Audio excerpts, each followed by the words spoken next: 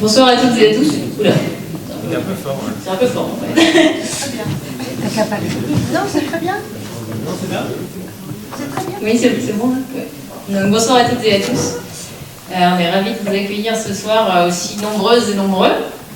Moi, je m'appelle Athénaïs Couinry, je suis élue du groupe Ensemble Réinventons Crée. Vous pourrez trouver mes collègues à divers endroits dans la salle. Celles et ceux qui sont membres du collectif et qui ne sont pas là sont invités à nous rejoindre, s'ils le souhaitent, ou s'ils et elles le souhaitent. Ah oui.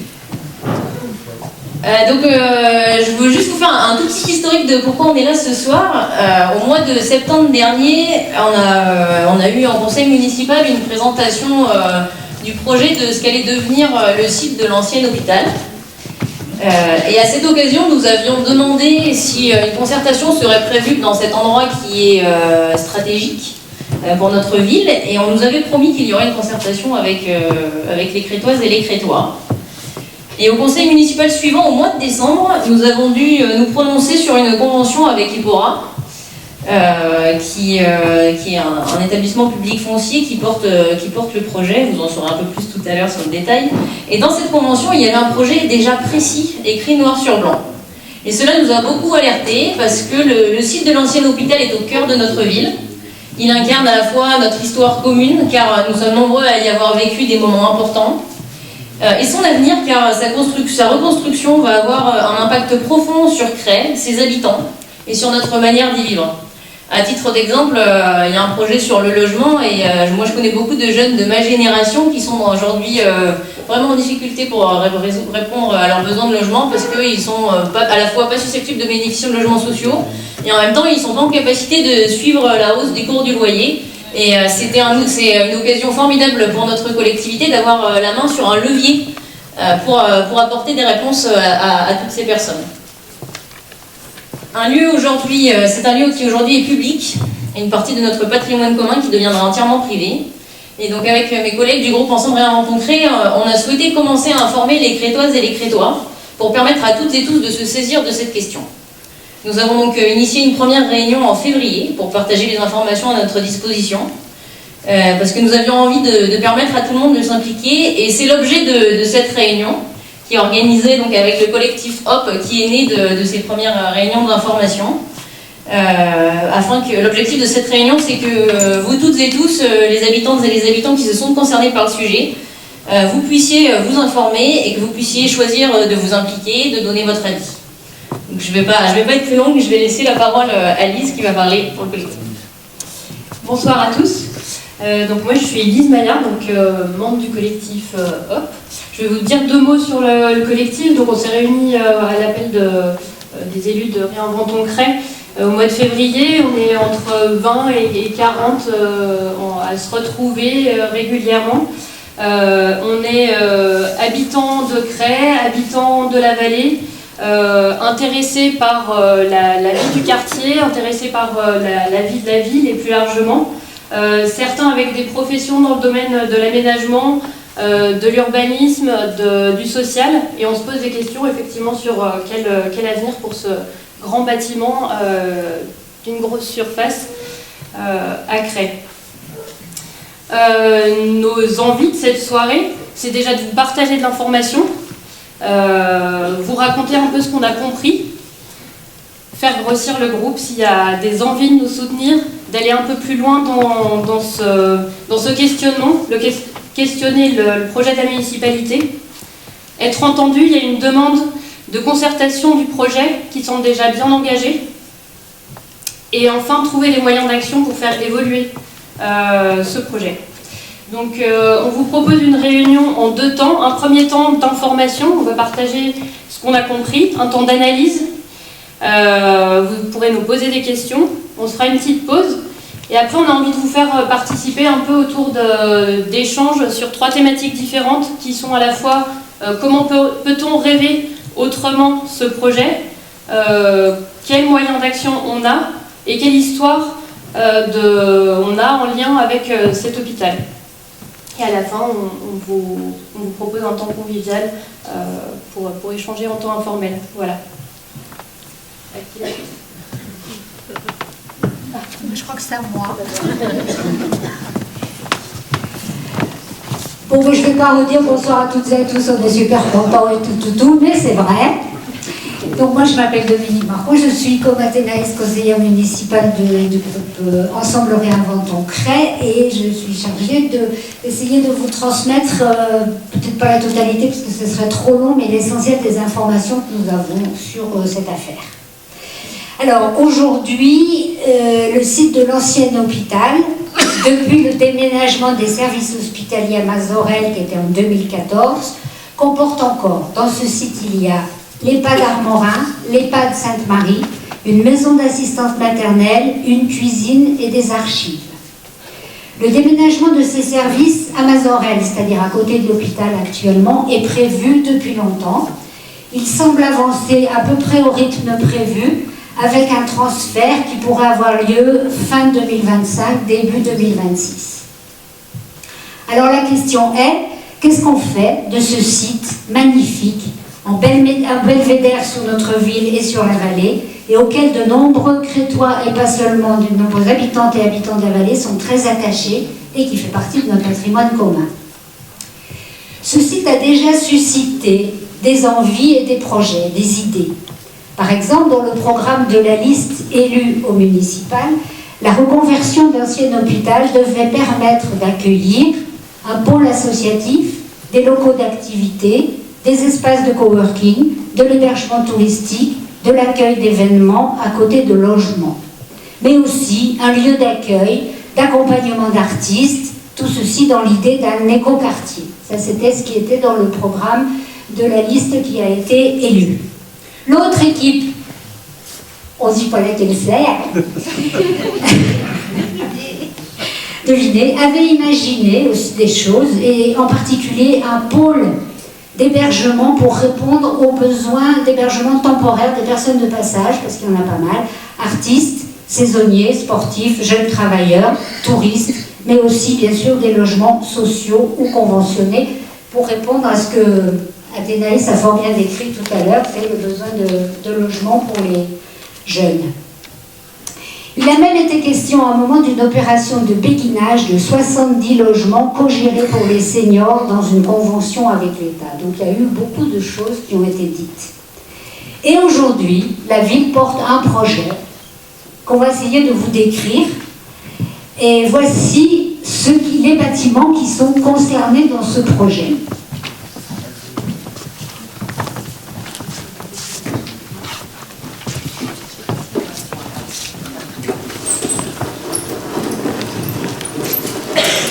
Alors, j'appelle le bâtiment B.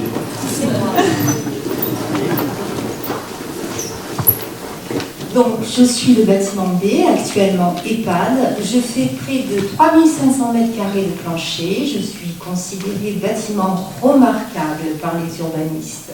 Une chapelle incluse dans mon bâti est classée monument historique. Mes espaces originaux sont aussi... papier.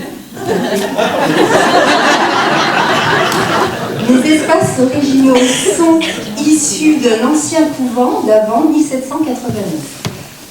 Nous, les 3 bâtiments du site, sommes bâtis sur 2,4 hectares de terrain, le tout propriété de l'hôpital.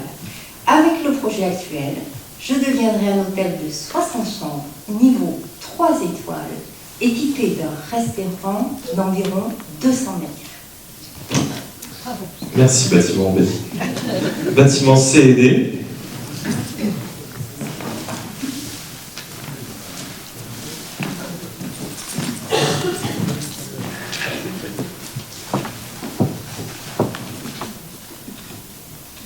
Bonsoir. Je représente les bâtiments C et D. Nous avons 2473 m² de plancher des années 60. Nous sommes blottis face ouest de la colline, tranquille dans notre coin. EHPAD actuellement, notre activité va déménager, comme celle du bâtiment B, au quartier Mazorelle. On projette de nous transformer en 30 logements qui seront vendus en accession à la propriété. Et enfin, bâtiment A.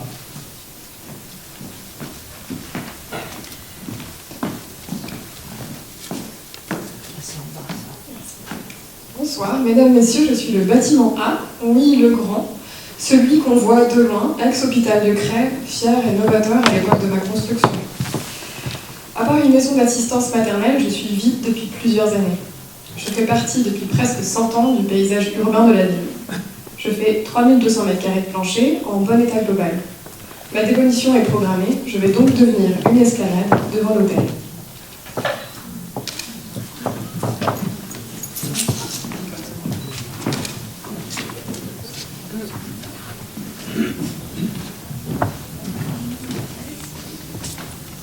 Merci les bâtiments. Bâtiment A, vous pouvez dégager. Alors, ce projet, tel qu'il vous a été sommairement montré, n'a fait l'objet d'aucune consultation, enfin, n'a pas fait l'objet d'une consultation sérieuse ni de concertation avec les habitants, à part 2 réunions de quartier sur un modèle habituel des réunions de quartier, c'est-à-dire sans ordre du jour spécifique. Il a été présenté au conseil municipal, comme l'a dit Athénaïs tout à l'heure, dans ses très grandes lignes au mois de septembre dernier et assorti là d'une promesse de concertation. Je cite ce qui est dans le PV du conseil municipal. C'était la première étape avant la prise de délibération. Il s'agit pour l'instant de réflexion et rien n'est figé. Les Crétois seront associés à ce dossier. Donc ça, c'était au mois de septembre. Et au mois de décembre, une convention fixant un cadre pour la préparation de ce projet a été validée en conseil municipal. A saisi l'opportunité de programmes nationaux depuis quelques années pour mener des études, des programmes qui concernent la reconversion de friches, la revitalisation de centres-bourgs, notamment un programme qui s'appelle Petite Ville de demain. Elle utilise aussi le concours d'un établissement public foncier pour l'aider à mener ce projet. Donc l'établissement public de l'Ouest de Rhône-Alpes, qui s'appelle EPORA. Ce qu'il faut savoir, c'est que ces structures, ce sont des structures qui achètent temporairement les terrains et les immeubles pour le compte de communes, donc qui font du portage, qui les préparent à accueillir les nouvelles activités qui vont s'installer sur le site, puis les revendent aux opérateurs de ces activités, qui eux ensuite vont engager des travaux sur les bâtiments. Ce type de dispositif permet à des entités publiques, par exemple des villes, de mener des projets qui seraient très lourds pour elles. Les établissements publics fonciers sont censés travailler dans le cadre de l'intérêt général. Ce sont des établissements d'État, ils doivent respecter une charte pour leurs projets et ils ne font pas de bénéfices sur ce type d'opération. Ça, c'est très important. Donc je vais vous citer la définition de ce que c'est qu'un établissement public foncier, celle qui est donnée par EPORA lui-même, donc celui qui est concerné par ce projet. Les établissements publics fonciers mettent en place des stratégies foncières afin de mobiliser du foncier, ça fait beaucoup de fois foncier, mais c'est écrit comme ça, et de favoriser le développement durable et la lutte contre l'étalement urbain. Ces stratégies contribuent à la réalisation de logements, notamment de logements sociaux, en tenant compte des priorités définies par les programmes locaux de l'habitat. Dans le cadre de leurs compétences, ils peuvent contribuer au développement des activités économiques, à la politique de protection contre les risques technologiques et naturels, ainsi qu'à titre subsidiaire à la préservation des espaces naturels et agricoles. Ensuite, la ville a sollicité le groupe Aegis, cabinet de conseil lié à la Caisse des dépôts, la Banque des territoires, afin d'élaborer un projet pour le site. Et donc, ces études ont été cofinancées par l'État. La mairie a ensuite contacté des investisseurs potentiels, des investisseurs hôteliers, des bailleurs sociaux, des promoteurs immobiliers. À l'heure actuelle, on n'a pas beaucoup d'informations sur tous les autres. On connaît quelques opérateurs qui ont été contactés, mais on n'a pas toutes les informations. Donc maintenant, je vais juste vous faire un petit aspect financier du projet qui est vraiment important, peut-être un peu technique, mais il est important. La convention donc, avec EPORA a été validée en décembre 2022, ça on l'a déjà dit, et elle vise à fixer son engagement financier sur l'opération et aussi la durée de son portage provisoire de propriété, qui est de 7 ans. au bout desquels, au bout de ces 7 ans, si aucun opérateur n'a été trouvé, la ville doit racheter les bâtiments à Epora. Le coût de revient total de l'opération de requalification, préparation du site est estimé à 2,6 millions d'euros. Achat à l'hôpital, diagnostic technique, démolition, dépollution, les frais d'études de maîtrise d'œuvre, les frais de gestion, la maîtrise d'ouvrage, etc.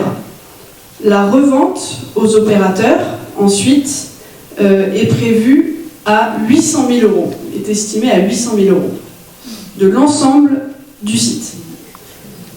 C'est un prix qui paraît bas pour créer aujourd'hui, pour un terrain de cette taille. On a dit 2,4 hectares avec presque 10 000 m² de bâti.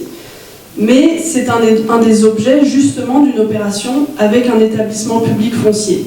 Ça permet d'éviter la spéculation sur les friches et en même temps ça permet la revitalisation de friches de cette importance. Donc il resterait 1,8 million d'euros à la charge de la collectivité, donc 2,6 millions moins 800 000 euros, 1,8 million, à la charge de la collectivité dont Epora prendrait en charge 65%. C'est aussi dans leur mission. Le solde de l'opération sera de 626 000 euros et il serait à couvrir par la commune. Et pour ce solde, elle souhaite mobiliser une autre subvention qui s'appelle un fonds friche.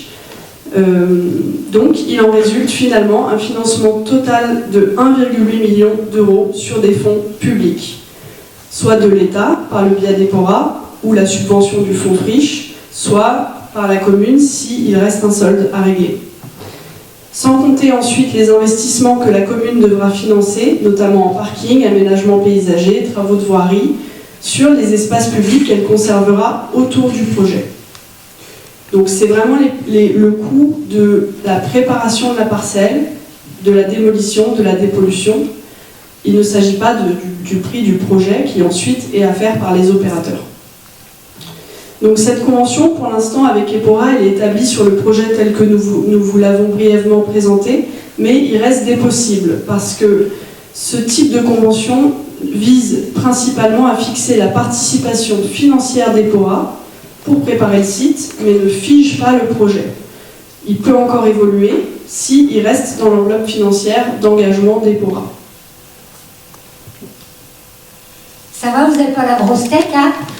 C'est bon, c'était clair ce qu'elle a dit. Enfin, moi, je trouvais que c'était vachement clair. Merci, Félicia. Alors maintenant, les prochaines étapes. D'abord, bien sûr, un projet comme celui-ci peut prendre vraiment plusieurs années. On a déjà dit que la convention Epora, c'était un portage sur 7 ans. Donc, ça peut prendre jusqu'à 7 ans. Ça va commencer, la première étape, ça va être l'estimation du foncier, c'est-à-dire de la valeur de l'ensemble, par les domaines, qui devrait avoir lieu prochainement afin de fixer le prix de vente de l'hôpital à Epora, parce que c'est l'hôpital qui aujourd'hui est propriétaire et c'est Epora qui doit devenir propriétaire. Ceci était prévu, il était prévu que ça ait lieu avant fin 2022 pour une acquisition par Epora début 2023. Or, d'après ce qu'on a appris, l'estimation par France Domaine devrait avoir lieu prochainement. Donc elle n'a pas encore eu lieu. C'est-à-dire que l'élément déclencheur n'est pas encore là. Ça veut dire bon. Ensuite, la première phase du projet, ça va être celle de ce qui s'appelle la requalification du site par Epora, puisque vous l'avez compris avec ce qu'a expliqué Félicia, Epora va préparer le site pour les opérateurs. Donc il va falloir faire des études et des diagnostics sur les bâtiments, mais aussi sur les terrains, parce qu'il y a probablement des diagnostics d'ordre géologique. Et puis ensuite, il y aura les étapes du permis de démolir, si c'est ce projet-là qui est retenu, avec des délais de recours par les tiers. Excusez-moi, il ne faut pas que je me trompe de page. Voilà. Ensuite, il y aura les travaux de remise en état du site par Epora, dépollution, démolition s'il y a l'autorisation de démolition. En parallèle, il y aura des négociations avec les opérateurs pressentis pour racheter. Alors en principe, ces négociations sont menées par la ville, mais probablement avec l'aide d'Epora. Elles devaient débuter mi-2023. Et sur ce point, nous avons fort peu d'informations. Vraiment, c'est très difficile d'avoir de l'information, si ce n'est que l'opérateur hôtelier pressenti serait Val-Hôtel, qui est un groupe qui a déjà qui fait partie du groupe Mercure et Ibis, et qui a déjà des hôtels à Valence. C'est la famille Donat. Pardon ? C'est la famille Donat. Voilà, c'est la famille Donat, exactement. Et qui aurait aujourd'hui chiffré son propre projet à 5 millions, 5 millions et demi, mais c'est encore à confirmer. Pour ce qui est des opérateurs immobiliers, qu'ils soient sociaux ou pas sociaux, c'est-à-dire en accession à la propriété ou bailleurs sociaux, on n'a vraiment aucune information. On essaye de les avoir, parce que par la mairie, on n'a rien du tout. Donc on essaie d'avoir ces informations, on ne lâche pas l'affaire, on va peut-être finir par en avoir. Alors, évidemment, la localisation du site et la taille font que ce projet est complexe. Que ce soit pour les opérateurs en tout cas, côté hôtellerie et côté logement, il se peut que plusieurs soient intéressés, mais sous réserve qu'ils ne soient pas spécialisés dans la construction neuve, parce qu'en fait, l'enjeu pour tous les opérateurs qui viendront, c'est évidemment pas de démolir pour reconstruire. Il y en a qui veulent démolir, mais en tout cas, il faut utiliser les locaux qui existent. C'est quand même ça l'enjeu de cette friche. Donc, côté logement, on ne sait pas trop encore qui serait intéressé, et côté hôtelier, il n'y a que Val-Hôtel qui s'est dit intéressé. La ville, de son côté, elle doit faire une étude de faisabilité des aménagements paysagers, parce que comme Félicia l'a dit, c'est elle qui est responsable de ça. Puis ensuite, les opérateurs retenus, si c'est bon, s'ils ont monté leur projet, s'ils sont prêts à acheter, si ceci, si cela, ils rachètent les bâtiments à Epora, ils travaillent sur leur projet, avec la ville de Cray, qui devra suivre ce projet. C'est-à-dire que ça nécessitera probablement aussi des moyens de la ville. Et ensuite, une fois que les projets sont faits, il y a un nouveau dépôt, des permis de construire, éventuellement de démolir, des travaux de réhabilitation, etc. etc. Donc c'est une opération qui est lourde, qui est longue, qui est complexe, avec beaucoup d'acteurs. Et on voit que cela a déjà pris du retard par rapport au planning qui nous avait été présenté en conseil municipal, parce que l'acquisition par Epora, qui était programmée début 2023, elle ne peut évidemment pas se faire avant l'estimation par les domaines et un accord entre le vendeur et l'acheteur. Voilà, donc compte tenu de tout ça, compte tenu du fait que, comme l'a dit Félicia, la convention avec Epora ne fige pas le projet, elle fige l'engagement d'Epora, et que par ailleurs les choses essentielles ne sont pas encore démarrées, on s'est dit que c'était le moment pour réfléchir ensemble. Voilà. Merci Dominique. Donc on a déjà pris pas mal de temps effectivement pour retrouver ces informations, pour essayer d'en faire quelque chose de digeste, mais on ne s'est pas arrêté là. On a fait une petite analyse et puis on s'est posé des questions en fait à propos de ce sujet, puisqu'on vous propose c'est de vous résumer en 5 grandes questions, ce qui nous interroge sur ce sujet, sur ce projet. Donc je vais commencer, je suis Nathalie, j'habite à Cray, je suis née à Cray et j'habite dans le quartier Rochefort qui se situe juste en dessous du site de l'ancien hôpital. Donc la première question qu'on s'est posée, c'est est-ce que ce projet répond aux besoins des Crétoises et des Crétois? Donc aujourd'hui la mairie, sur une parcelle de 24 000 m², proche du centre-ville, est-ce que la création d'un hôtel fait partie des besoins prioritaires pour les Crétoises et Crétois? N'y a-t-il pas d'autres besoins plus pressants? Donc on a soulevé la question du logement, bien sûr. Donc le plan local de l'habitat construit avec la mairie de Cray indique que le territoire du Crétois et du Pays de Saillant fait face à un marché immobilier tendu. Le parc locatif est sous tension, il est difficile d'accéder à un logement dans le privé comme dans le parc public. Par ailleurs, de jeunes ménages primo-accédants quittent le territoire faute de solutions résidentielles quand ils veulent accéder à la propriété. Par ailleurs, il y a aussi un besoin très fort de logements temporaires pour accueillir les saisonniers, les étudiants, les jeunes travailleurs, les travailleuses, bien sûr. Il y a aussi un manque de locaux professionnels partagés a créé au nombre d'espaces professionnels, a fortiori d'espaces partagés. Il y a de nombreux professionnels et professionnelles qui cherchent donc sur le territoire des bureaux pour pouvoir travailler et ne trouvent pas.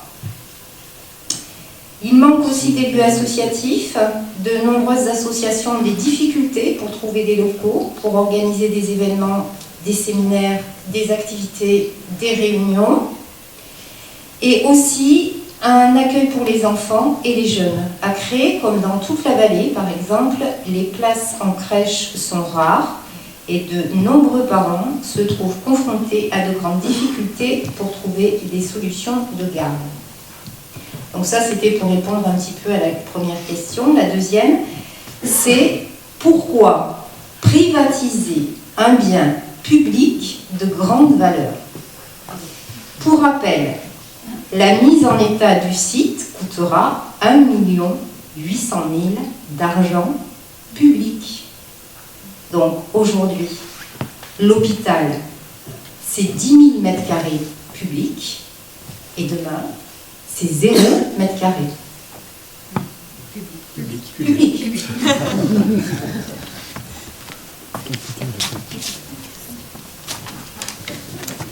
Je vais prendre la suite de Nathalie. Alors moi c'est Aurore, je suis aussi habitante du quartier Rochefort et je suis aussi urbaniste spécialisée sur la question du logement.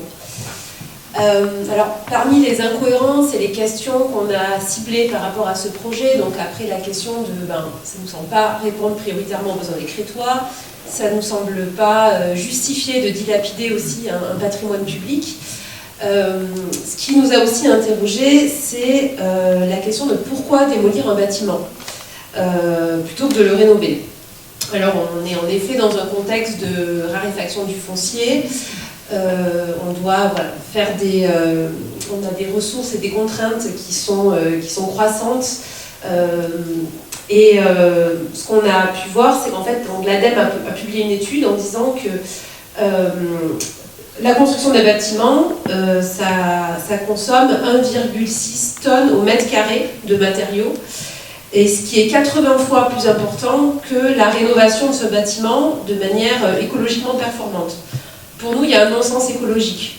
Ce bâtiment-là, le démolir alors qu'on a besoin de mètres carrés pour réaliser du logement, pour réaliser des projets de locaux associatifs ou professionnels, ce n'est pas possible.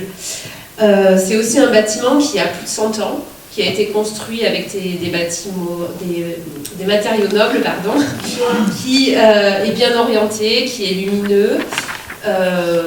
Pourquoi démolir ce bâtiment-là, le reconstruire? En fait, on ne saurait pas faire aujourd'hui. Donc ça nous paraît compliqué. Par ailleurs, c'est un chantier qui va être extrêmement important, qui va être source de nuisances énormes pour le quartier, à la fois en termes de bruit, de pollution, de gestion du stationnement. Pour nous, ça nous paraît important que le projet soit vraiment justifié, qu'il corresponde aux besoins des Crétois pour que ce soit accepté en fait. Un chantier si important qui aura un impact pour les riverains et pour l'ensemble du centre-ville.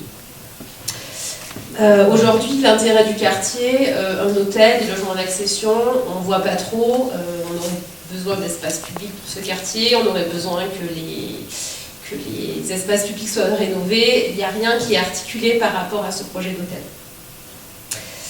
Et enfin, il y a aussi beaucoup d'incertitudes par rapport aux risques géologiques, au bouleversement géologique que pourrait lié à la démolition. C'est un quartier où il y a quand même pas mal d'incertitudes et la démolition pourrait poser problème. Je sais qu'il y a des gens qui ont en mémoire la démolition qui a été nécessaire de la maison du directeur de l'hôpital qui était juste en contrebas pour des questions d'instabilité de terrain. On se demande la question d'un hôpital complet, qu'est-ce que ça va provoquer et sur le site et sur les maisons alentours. Enfin, une dernière question que l'on a, c'est est-ce que finalement le projet doit s'adapter au site ou est-ce que c'est l'inverse?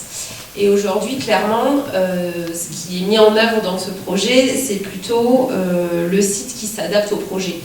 Le bâtiment A, la proposition, c'est de le démolir pour créer une esplanade pour l'hôtel et donc d'adapter le site qui est contraint aujourd'hui pour que finalement voilà, l'hôtel puisse être réalisé et pour faciliter voilà, une vue agréable. Et donc aujourd'hui, voilà, c'est un site qui devrait être transformé voilà, essentiellement pour les besoins de cet hôtel-là. Pareil, voilà, sans penser à tout ce qu'il y a autour. Ce qui nous a aussi interrogé, c'est qu'on est sur un site qui est énormément contraint. Vous le savez si vous habitez dans le centre ancien. C'est un secteur qui est protégé par les bâtiments de France. Dans le centre ancien, c'est limite impossible de démolir ou alors extrêmement réglementé. Voilà, vous savez que pour les décisions d'urbanisme, poser un Velux, faire une isolation par l'extérieur, percer une fenêtre, c'est très contraint, voire impossible. Et du coup, la démolition d'un bâtiment de cette taille-là, ça ne pose a priori pas vraiment de problème. Voilà, on a du mal à comprendre.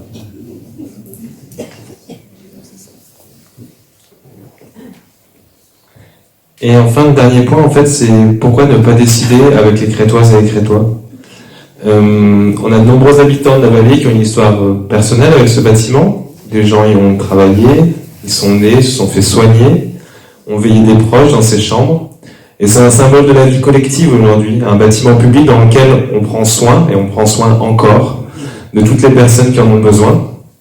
Ce bâtiment, il appartient plus qu'aucun autre à tous les habitants de la vallée. C'est pourquoi nous demandons pourquoi aucune consultation, pas même une information n'a été partagée. Donc ce qu'on demande, nous, c'est une information complète et transparente en vue d'une concertation citoyenne pour élaborer un projet. Je vais commencer. Merci. On reprend. Alors, ce qu'on demande, c'est une information complète et transparente sur ce projet en vue d'une concertation citoyenne pour élaborer un projet au service des Crétoises et des Crétois et pour garder ce patrimoine public. Donc là-dessus, on va vous donner, puisque vous devez vous demander, mais qu'est-ce que je peux faire moi pour aider cette cause-là? Et donc on va vous donner quelques petites informations. Bonsoir, mais que faire? Moi je suis Noémie, j'habite rue Charabaud, donc c'est juste en dessous du bâtiment A et son parking. Donc je fais partie des personnes un peu sensibilisées à tiens, est-ce que ça aurait un impact sur mon logement? Ce qu'on vous propose, c'est que là, il y a eu une session d'information très dense. On est super heureux de vous voir très nombreux et nombreuses assister à cette session d'information. C'est vraiment le cœur de notre intention. Et aussi, on voulait vous proposer 2-3 choses qui sont à votre portée pour faire connaître ce projet, là où il en est. Et puis voilà, peut-être rejoindre nos rangs dans le collectif si vous le souhaitez. Quelques actions simples. Rejoindre le collectif, comme je vous le disais, on est plusieurs forces vives de tous les âges et de tous les quartiers de Cray et pas de Cray. On est déjà organisé en certains petits groupes d'intérêt qui travaillent ensemble. Voilà, c'est assez chouette. Si vous avez l'élan, on a organisé de quoi laisser vos coordonnées à la sortie. On serait ravis de vous rencontrer. On a aussi laissé à la sortie des tracts avec la nouvelle date de réunion qu'on vous propose qui sera en juin. Donc c'est quelque chose que vous pouvez afficher sur votre fenêtre, sur votre porte, sur votre boîte aux lettres, que vous pouvez mettre en évidence pour dire aux personnes du quartier, voilà, il se passe ça à Cray. Et si vous voulez avoir plus d'informations, il y a des personnes qui sont disponibles pour vous renseigner. En parler évidemment à vos amis, à vos voisines, à vos collègues, à partager l'information par email aux personnes que vous connaissez ou sur les réseaux sociaux si c'est votre sauce. Quelque chose qu'on peut toujours faire aussi pour avoir des informations complètes et transparentes, c'est solliciter les élus. Ils sont voilà, sensibles au contact par courrier, par email. Vous pouvez vraiment vous saisir de ces moyens-là pour les contacter. Et donc, l'événement annoncé, le prochain temps collectif qu'on vous propose, qui sera la veille de la fête de la musique, le 20 juin à 19h. Voilà. On n'a pas le lieu encore. Et donc, abonnez-vous à nos canaux de communication.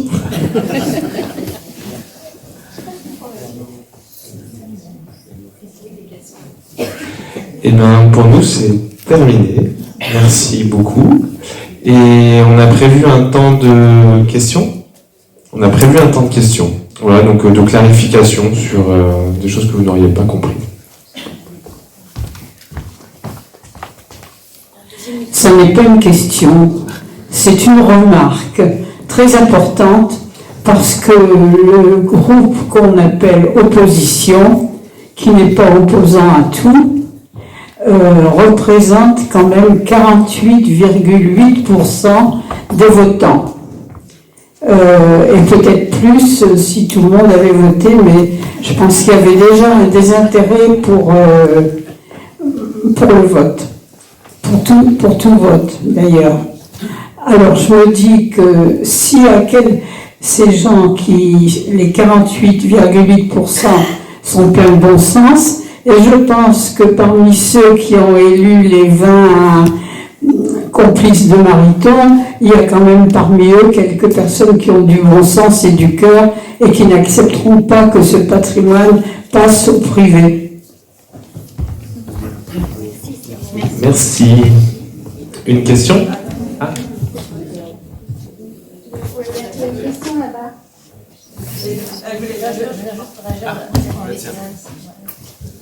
En fait, est-ce qu'il faut... Oui, en fait, il y a même, en fait, c'est ce qui a été dit tout à l'heure, 100% des Crétoises et des Crétois ont voté pour un projet différent aux dernières élections. Y compris, 100% des Crétoises et des Crétois se sont prononcés pour un projet différent. C'est pour ça que c'est un sujet de réflexion qui peut toutes et tous nous rassembler et que ça peut être une formidable occasion de faire des ponts entre toutes ces personnes d'entrée qui ont parfois des visions différentes mais qui quand même s'intéresseront à ce sujet. Merci, bonsoir. Élodie, l'architecte, vous avez bien expliqué que l'établissement public Epora est fait pour l'intérêt collectif et plutôt pour du logement. Comment se fait-il qu'ils soutiennent un projet avec un hôtel 3 étoiles? Est-ce que vous leur avez posé la question?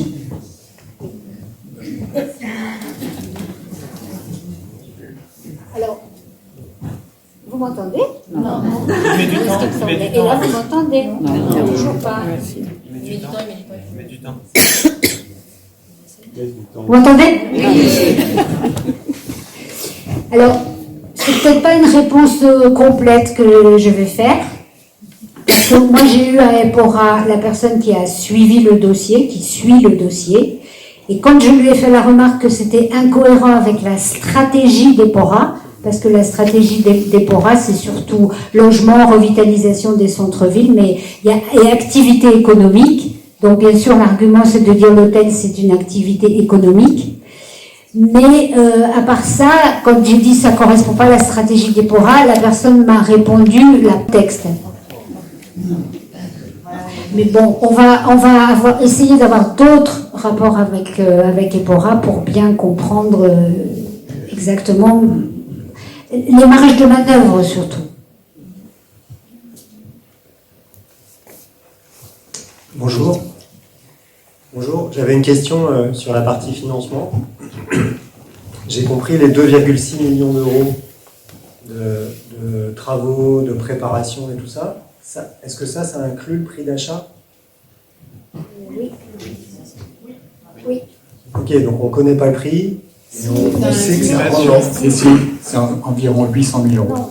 Non, 500. Epora achèterait à l'hôpital 500 et des brouettes. Ok. C'est-à-dire c'est le prix d'une maison. Oui, c'est le prix d'une maison. Sous réserve que les domaines confirment cette valeur. Ok, voilà. Et l'argent, c'est le nerf de la guerre tout le temps. Moi, ce que j'entends, si je me mets si j'entends en comprenant ce que vous décrivez ce soir, et que je me mets à la position de la mairie qui a envie de faire ce projet, un des intérêts forts que je vois pour la mairie, c'est si elle se débrouille bien, alors elle dilapide, mais ça, c'est pas comme ça qu'elle doit l'imaginer. Par contre, elle finance 0 budget pour sortir ou très peu de budget pour sortir. Et du coup, la question, c'est pour fabriquer, en tout cas, c'est probablement là-dessus qu'elle va communiquer. Et du coup, la question pour un projet alternatif, c'est qu'est-ce qu'il y a comme source de financement qu'on peut mobiliser pour faire un contre-projet? Si on n'a pas de financement à hauteur de 2 millions, ou 3 ou 4,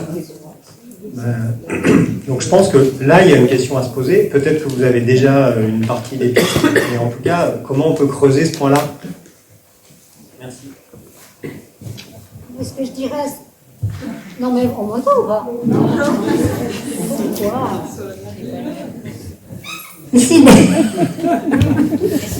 Moi, ce que je peux répondre à ce stade-là, c'est que à partir du moment où une convention est signée avec EPORA, EPORA s'engage sur les chiffres qui sont dans la convention. C'est-à-dire que l'essentiel de l'objet de la convention, c'est de définir l'enveloppe financière d'EPORA. Après, si on arrive à faire bouger le projet dans le sens qui convienne mieux à l'ensemble des intérêts publics des habitants, ça sera possible, mais c'est pas avec EPORA qu'il faut qu'on négocie de faire bouger le projet, c'est bien avec la mairie. Et d'ailleurs, par parenthèse, sauf erreur de notre part, il n'y a pas de représentant de la majorité municipale dans la salle, alors qu'on l'avait espéré, qu'on l'avait souhaité, qu'on avait exprimé que ce serait intéressant qu'il soit là, parce qu'il y a quand même un certain nombre de questions auxquelles nous, on ne peut pas répondre. D'abord parce qu'on n'a pas lancé ce projet, et ensuite parce qu'on n'a pas les réponses, parce que c'est très difficile d'obtenir les réponses. Sur la question quand même des financements, je pense que il faut entendre qu'il y a la réalité aussi et qu'il faut faire avec. Et sans doute qu'il n'est pas possible de faire l'économie d'une partie de privatisation, mais qu'il faut trouver un juste équilibre pour que le reste à charge de la collectivité reste soutenable. Mais ça, c'est pas pour autant qu'aucune autre piste n'est possible. Là, je vais compléter, c'est-à-dire qu'en termes de financement, il y a deux choses. Il y a d'une part le portage et la préparation du site par EPORA. Donc ça, c'est les 1 million, les 65% des 1,8 million que EPORA est prêt à apporter. Et par ailleurs, il y a ce que mettront les opérateurs, promoteurs, bailleurs sociaux, associations, je ne sais qui, pour l'instant, pour faire leur propre projet. C'est-à-dire pour, organiser les bâtiments pour leur activité. C'est-à-dire qu'en fait, EPORA livrera les bâtiments dans l'état, EPORA fera rien sur les bâtiments, si ce n'est la dépollution, l'adaptation aussi la démolition si c'est le projet qui a été demandé, mais si un autre opérateur demande autre chose à EPORA, EPORA pourra le faire aussi en termes de préparation du site. Là, il y avait d'abord une question ici.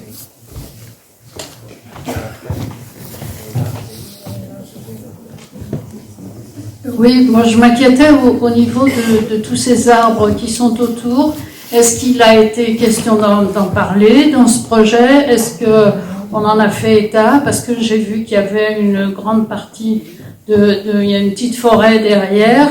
Est-ce que, tout ça c'est comptabilisé comment dans le projet? Et puis c'est l'accès à cet hôpital, donc j'imagine les camions qui vont faire le tour pour monter jusqu'en haut, pour redescendre, et des endroits où ils ne pourront même pas se croiser. Enfin, ça paraît... Donc voilà, je me dis, bien sûr, la facilité, c'est peut-être se creuser une route quelque part, et ça, je suis un peu dubitative. Alors, pour ce qui concerne les arbres, dans le projet actuel, il y a quelques arbres qui vont tomber dans la partie nord du terrain. Voilà, puisqu'il n'y en a pas énormément. Non, voilà. Donc de ce côté-là, il n'y a pas de dégâts, pas trop de dégâts. Après, pour les routes, oui, on peut se poser la question, au niveau chantier et passage dans la ville avec des rues assez étroites, ça risque d'être compliqué. Monsieur Bleu et Monsieur Vert. Monsieur Bleu. Il est là. Monsieur Bleu. Ouais, moi c'était pour être sûr d'avoir compris. Donc en fait on a un bien commun qui nous appartient à tous. Et donc on va dépenser 2 600 000 euros pour l'acquérir et le remettre en état. Et on va le revendre 800 000 euros. C'est ça? Oui. J'ai bien compris. Donc ça fait 1,8 million. D'accord. Bravo. Non mais C'est ça, c'est exactement. c'est difficile à comprendre parce que on a un bien qui a l'air d'être un truc chouette et on va perdre beaucoup d'argent collectivement en le cédant à un opérateur privé, quoi. Parce que si j'ai bien compris, c'était ça ma question. Hein. Bon, ok. Ce qui est difficile pour répondre. Il est en marche. Il est en marche, tu peux parler. Je peux parler? Ah oui. Il est très difficile pour nous de répondre à cette question parce qu'en fait, dans la convention EPORA, le montant total de 2,6 millions de coûts, il n'est pas ventilé, par exemple, on ne sait pas quel est le coût de la démolition, on ne sait pas quel est le coût de la dépollution, on ne sait pas quel est le coût des études, enfin, vous voyez ce que je veux dire, c'est-à-dire qu'on ne peut pas dire si le projet était différent, ça coûterait plus ou ça coûterait moins. C'est ça qui est très très difficile pour ne pas répondre à votre question. Mais si précisément. sur le projet qui est présenté par la mairie, c'est quand même bien ça. Ah, sur le projet tel qu'il est présenté, oui, c'est ça. Si je peux rajouter quelque chose. En fait, ce qu'il faut comprendre, c'est que c'est le fonctionnement normal d'un établissement public, en fait. On est sur un site qui est extrêmement compliqué. Et en fait, si jamais il n'y a pas ce phénomène d'achat, de préparation du foncier et tout, en fait, il ne se passera rien. Parce qu'un opérateur privé ne peut pas racheter le site et faire le projet, en fait, c'est beaucoup trop cher. Donc l'outil est intéressant. Après, ce qui est compliqué aujourd'hui, c'est de se dire on utilise cet outil au service d'un projet privé. Et là, c'est là où, en fait, c'est extrêmement problématique de notre point de vue. Oui, il me semble que vous avez insisté sur, en présentant le projet, qu'il fallait que les bâtiments restent publics. Pour moi, public-privé, c'est quelque chose qui est un peu clivant. Et je ne sais pas si on ne pourrait pas élargir le soutien général des Crétois en se focalisant sur ne démolissez pas l'hôpital, on peut en faire des logements. Voilà, il me semble vraiment que, et puis Athénaïs a rajouté que de toute façon, pour tout projet, il faudra sûrement passer par le privé. Donc avant d'annoncer que non, on va tout garder public, et je le répète, c'est clivant quoi, dans la population, c'est plutôt gauche-droite. Le rapport n'est pas forcément favorable à la gauche en ce moment. Donc voilà, essayons de rassembler vraiment tous les Crétois. Il me semble que sur ce bâtiment, il y a moyen, quoi. Mais rassemblons, quoi. N'utilisons pas des critères qui sont clivants gauche-droite. Voilà. C'est pas une histoire de public, c'est une histoire pour le public. Nous, on n'y aura plus accès, en fait. Ça sera plus pour les Crétois et la vallée. Oui, mais je me demandais s'il y avait des gens dans la salle qui avaient connaissance de besoins d'hôtellerie, et particulièrement d'hôtellerie de luxe. Voilà, je comprends pas. Oui, 3 étoiles, c'est déjà pas si mal finalement.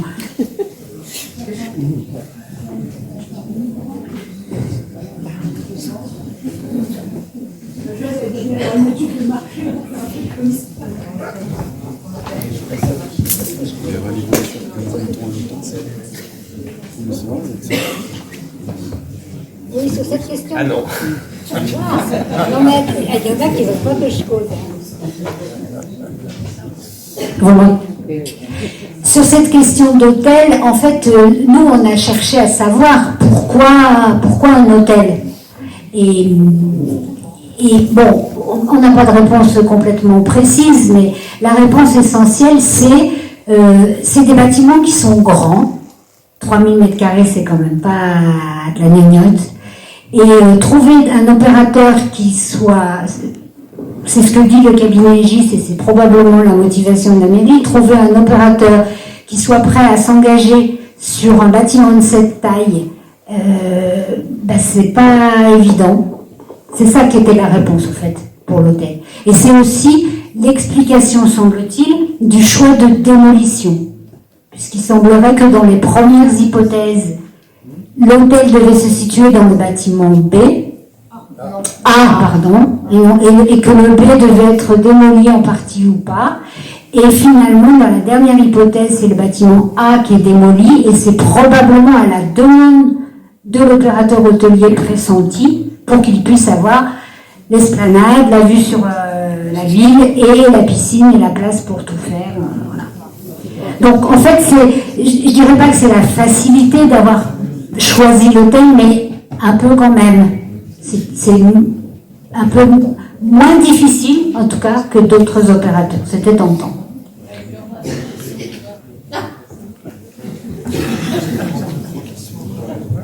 On prend encore 3 questions.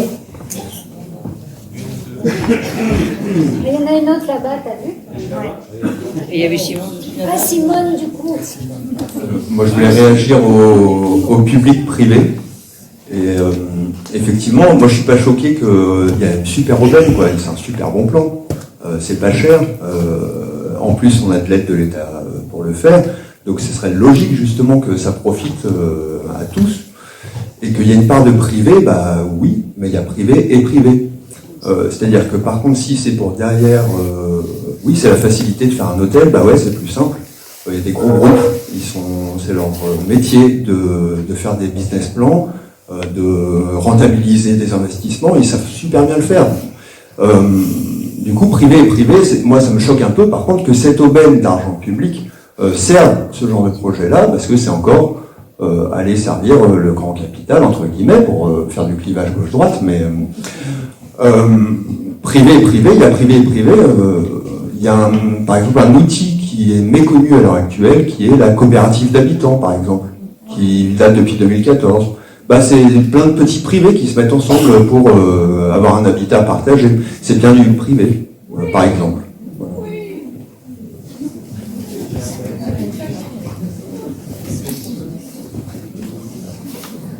Bonjour. Moi, j'avais plusieurs remarques. La première, c'était peut-être pour fédérer autour de projets, c'était d'essayer de comprendre vraiment quel impact ça allait être sur la vie de tous les jours des Crétois. Par exemple, moi, j'habite rue Charagot, donc juste en dessous. J'ai acquis une maison avec mon compagnon il n'y a pas longtemps. Et peut-être, moi, ce qui va m'intéresser, c'est de me dire que s'il y a des gros travaux, peut-être que mes murs vont bouger. Peut-être que je vais avoir des nuisances sonores, que combien de temps en fait le chantier va durer et quel impact sur ma vie de tous les jours, sur mes impôts locaux par exemple. Et ça, je pense que pour fédérer autour du projet, ça pourrait peut-être être intéressant, au-delà des chiffres, peut-être de dire, et du coup pour aussi gommer ce clivage gauche-droite, que je sois de gauche ou de droite, si les murs de ma maison ou si... par exemple, il y a beaucoup plus de gens qui viennent dans un hôtel 3 étoiles et que je ne peux plus circuler ou me garer dans les rues, ça va m'impacter et peut-être pas de la bonne façon. C'était le premier point. Et mes autres remarques, j'ai oublié parce que c'est dur de parler dans un micro. Merci. J'y reviendrai peut-être. Elle était avant, Simone. Alors, Simone était avant. Après, en fait, on a aussi un temps où on sera en petit groupe et on pourra peut-être plus parler. Là, c'est peut-être vraiment les questions de clarification. D'abord, ma joie de voir toutes ces têtes jeunes, déjà professionnelles et déjà convaincues, qui ont formé la base du groupe. Deuxièmement, je pense, d'après ce que Dominique nous dit, qui n'ont pas accès à un certain nombre de documents, de réponses. Il y a un gros travail de démocratie à faire au niveau de la ville. Et là, vous ne l'avez pas pointé, mais ça me paraît essentiel. Hein. C'est lourd à porter, ce manque de démocratie dans une ville. Hein. Quand on voit 21, 22 complices et puis que les autres n'ont pas leur mot à dire ou on leur fait des réponses méprisantes. Non. Et la troisième chose, c'est à l'architecte que je m'adresse. On est nombreux. Ou les deux, je ne sais pas, l'architecte urbaniste. Est-ce que vous avez déjà, pour être un peu au courant, vu quel serait le prix de modification intérieure des murs pour faire des logements ou autre chose? Alors, c'est une question compliquée. On se doutait qu'elle allait tomber.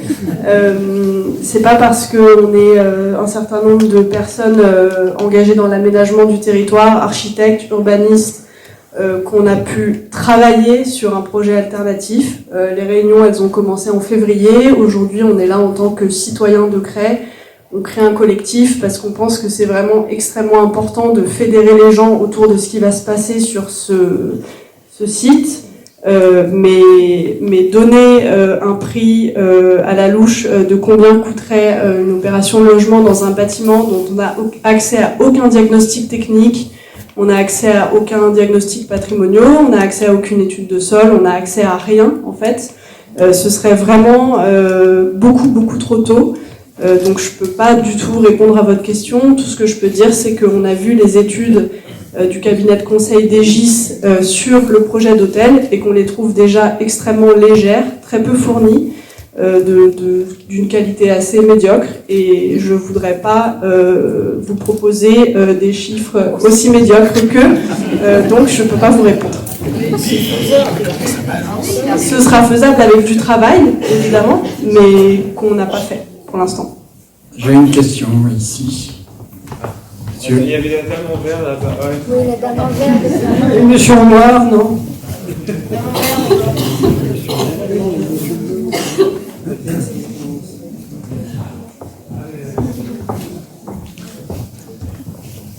Vous voulez savoir, je sais que on vient de le dire, le groupe de travail s'est réuni il n'y a pas longtemps et il y a beaucoup de pain sur la planche.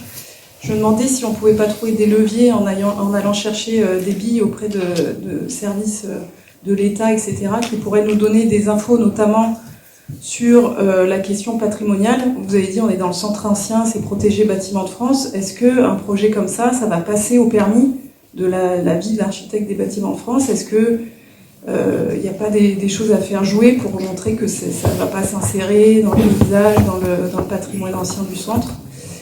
Autre question sur l'opportunité d'un hôtel 3 étoiles. Est-ce qu'on ne peut pas questionner la Chambre de commerce et d'industrie sur le potentiel touristique de Cray et savoir si vraiment c'est opportun d'avoir un tel équipement, quels sont les besoins, tout ça, aller chercher des infos chez d'autres acteurs publics que la mairie, puisque visiblement vous n'arrivez pas à avoir les infos par où. Savez-vous si les hôtels d'ici refusent du monde? Il n'y en a plus qu'un. Il y a la salle. Je peux vous répondre juste sur la partie bâtiment de France. Juste une anecdote par rapport justement aux besoins hôteliers. C'est vrai que moi j'ai eu quand même des retours de commerçants crétois qui, durant les périodes hautes, été, printemps, été, jusqu'à la fin, début septembre, fin septembre, bref, il y a pas mal de touristes qui souhaiteraient dormir sur place et qui ne trouvent pas. Donc effectivement, pourquoi pas un hôtel, mais peut-être pas de cette ampleur-là, avec une piscine en démolissant 3200 mètres carrés. Voilà. Pour répondre juste sur la question bâtiment de France, évidemment qu'un architecte des bâtiments de France va être associé à ce dossier. Il l'a déjà été. Nous, on a commencé à prendre contact avec eux, mais on n'a pas encore eu les retours. En fait, la semaine prochaine, on doit échanger avec eux sur ce dossier. Il y a aussi une étude patrimoniale qui doit être faite par un architecte du patrimoine. Donc c'est encore une autre qualification. Normalement, elle a dû être faite, mais on n'y a pas eu accès.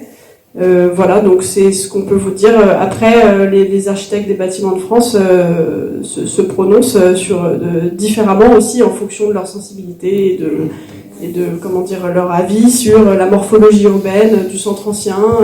Plein de raisons peuvent être invoquées dans un sens ou dans l'autre, finalement, pour les projets. Mais on n'a pas encore les réponses sur leur positionnement sur le projet.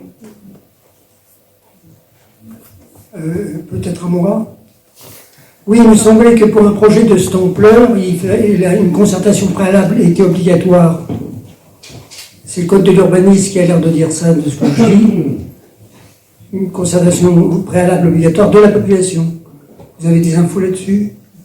Parce que il faut déjà peut-être commencer par voir ce que dit le droit. On cherche des avocats pour rejoindre le collectif. Eh ben, c'est ce que je lis sur les pages du code de l'urbanisme à l'instant. Concertation préalable obligatoire pour des chantiers d'une certaine ampleur. C'est contrôlé par une enquête publique en fait. Non, une concertation préalable obligatoire spécifique pour des chantiers d'une certaine ampleur. Donc il serait peut-être bon d'aller voir de ce côté-là et de vérifier si la législation est respectée. Il y a grosse suspicion que ça ne soit pas le cas. Et il a absolument insisté pour avoir ces concertations obligatoires. La jurisprudence s'intéresse à ces cas-là. Voilà. Merci beaucoup.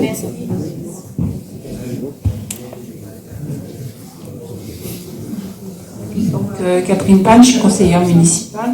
Au conseil municipal, on a eu droit au projet qui était le scénario 5 des GIS. Et on n'a eu aucune discussion, c'est aussi pour ça qu'on voulait vous demander votre avis. Aucune discussion sur ce qu'étaient les autres, parce que si c'est le numéro 5, il y en a au moins 4 autres, et peut-être même plus. Donc le cabinet GIS qui a été mandaté par la mairie a travaillé sur plusieurs scénarios. Et la municipalité a choisi celui-là. Donc déjà, il y a matière à débat avant de commencer. Sur les questions de logement et de besoins hôteliers, etc., ça a été dit, il y a des études qui ont été faites dans le cadre du plan local de l'habitat. Donc des chiffres, des besoins, on sait. Voilà. Et puis après, ici sur Cray, il y avait de l'hébergement temporaire, j'ai envie de dire à pas trop cher, qui était fait d'une part par les 2 établissements religieux qui étaient sur Cray, qui ont fermé. Donc ça veut dire que des gens qui venaient ici pour travailler, pour en saison, pour des jeunes, enfin beaucoup de sous, dirions-nous, ils pouvaient éventuellement avoir de l'hébergement chez les Capucins ou chez les Clarisses. Là, c'est fini. Donc il y a besoin d'hébergement. Donc est-ce qu'effectivement ces 2 établissements, quelle était l'ampleur de l'accueil, j'en sais rien. Mais ça aussi, c'est une donnée qui doit pouvoir être faite. Oui, il y a besoin de logements pour des jeunes qui veulent, en saisonnier, qui veulent travailler, etc., en temporaire, enfin, et à pas cher. Donc pas un hôtel 3 étoiles, mais on fait petit, là, pourquoi pas 5. C'est ce que je voulais rajouter. Merci. Une dernière question, il y a quelqu'un qui demande la parole depuis longtemps, là-bas.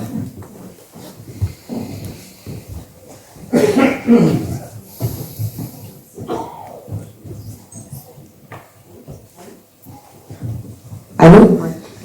Alors moi c'était pour rebondir par rapport à l'obligation de concertation, parce que justement cet hôpital, suite aux dernières élections, je me souviens que le groupe d'opposition avait parlé à un moment d'en faire une maison de voyageurs, et moi ça m'avait donné l'idée d'un projet d'auberge culturelle. Et j'avais commencé à investiguer la question et j'avais démarché la mairie en 2021 exactement. En tant que crétoise, j'habite à Cray, pour demander y a-t-il une concertation concernant la réhabilitation de cet hôtel, de cet ancien hôpital. Et donc j'ai une lettre qui date du 18 août 2021, signée par Stéphanie Karcher, la première adjointe au maire, qui me dit qu'elle a pris note de mon souhait et ne manquera pas de prendre contact avec moi dès que les modalités de la concertation auront été définies. Donc bien sûr, moi j'ai jamais eu aucune nouvelle. Déjà pour avoir cette lettre, elle devait répondre à mon mail, elle l'a jamais fait, j'ai dû me présenter à la mairie. On m'a demandé si j'avais un projet, j'ai dit que j'attendais de savoir à qui j'avais affaire avant d'en parler. Et voilà, donc je rebondis aussi, et je m'interroge en tant qu'habitante crétoise qui vient demander une concertation, on me dit quand les modalités seront définies, donc ça veut dire qu'il y a sûrement un enjeu, il y a sûrement une forme d'obligation aussi, je pense, de concertation. Enfin, je me demandais si je pouvais porter plainte en fait, parce que il n'y a pas eu de concertation. Et en tant qu'habitante pour un projet de cette ampleur, démocratiquement parlant, je ne sais pas si c'est légal. Voilà. Et après, moi, la deuxième question, c'était par rapport aux besoins des crétois que vous avez exprimés de logements temporaires, logements sociaux, etc. Même si intuitivement parlant, de besoin de coworking, etc., ça paraît logique. Je voulais savoir si vous aviez des chiffres, des statistiques à l'appui.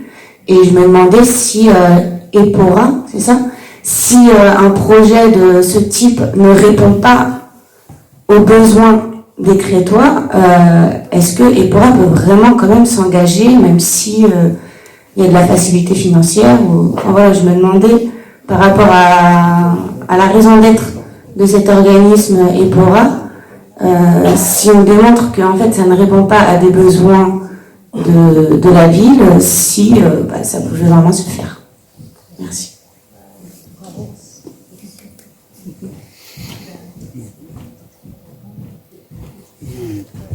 Sur la question de l'habitat et des chiffres, en fait, il y a un plan local de l'habitat qui est en cours d'élaboration au niveau de la communauté de communes.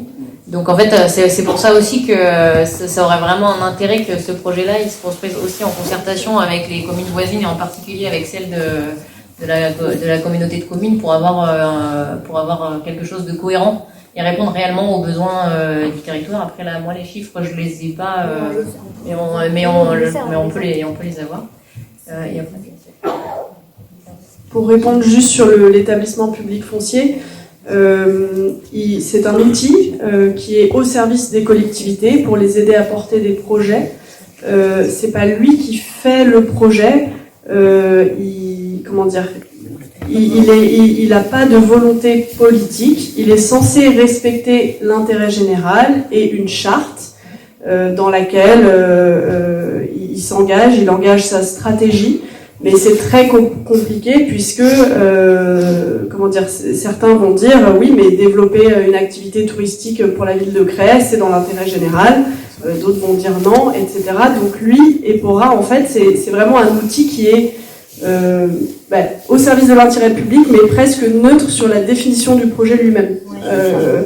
Donc il peut être utilisé de plusieurs façons. Alors est-ce que on peut avoir un recours par rapport au fait que ce projet ne rentre pas dans ni les objectifs du plan local de l'habitat, ni les études, ni la stratégie d'EPORA? Oui, c'est ce qu'on va essayer de faire, mais en fait, on ne sait pas dans quelle mesure ça peut fonctionner ou pas comme genre de recours. Bon, voilà.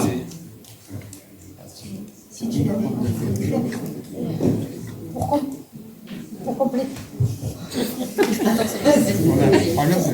Pourquoi tant de haine? Pour compléter la réponse de Félixia, elle l'a dit tout à l'heure, en fait, on a besoin de conseils juridiques. Si vous connaissez des avocats qui connaissent quelque chose, qui sont bons en urbanisme et en immobilier, on en a besoin. Parce que, par exemple, on